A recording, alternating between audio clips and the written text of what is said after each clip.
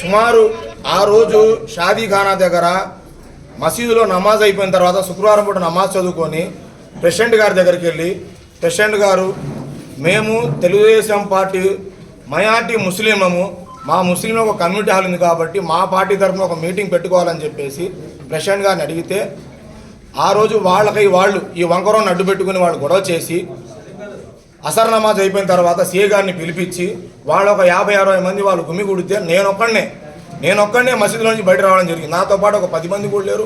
నేను ఎవరిని పొరపాటున పిలవడం కూడా లేదు. అదే రోజు సాయంత్రం వీళ్ళందరూ కుల పెద్దలు వచ్చి కూర్చోబెట్టి ఇది పద్ధతి కాదని చెప్పేసి మధ్యలో మసీద్ జమాయిత్ అని ఒకటి ఉంటుంది అనమాట, అందరికీ పెద్దలు వాళ్ళు కూర్చోబెట్టి, మస్తాన్ మీరు మాట్లాడేది కరెక్ట్ కాదని చెప్పేసి ఆ మసీద్ ప్రెసిడెంట్ని కూర్చోబెట్టి మాట్లాడితే, ఇప్పుడు మీ అందరూ విన్నారు ఈ వీడియో సాక్ష్యం. ఏమని మాట్లాడుతున్నారండి, మేము ఎవరికి ఇవ్వం, మా ఇష్టం అని చెప్పేసి మాట్లాడడం జరుగుతుంది. మరి అదేవిధంగా నిన్న కొంతమంది మాట్లాడడం జరిగింది. కొంతమంది వెధవలు వైసీపీ పార్టీలో లబ్ధి తీసుకొని తెలుగుదేశం పార్టీలోకి వెళ్ళారని చెప్పేసి మాట్లాడడం జరిగింది కొంతమంది నాయకులు. నేను వారికందరూ ఒకటే మాట చెప్తున్నాను, నిన్న మదార్ సాహెబ్తో పాటు జాయిన్ అయిన ఎవరు కూడా ₹1 వైఎస్ఆర్సీపీ నుంచి లబ్ధి పొందలేదు. నేనైనా ఎటువంటి పదవి కూడా ఎవరు నేను అడగలేదని చెప్పేసి నేను సభాముఖంగా తెలుసుకున్నాను. ఎదవలతో తిరిగితే ఎదవ ఆలోచన వస్తాయి, సమాజం మొత్తం ఎదవల్లా కనబడతారు.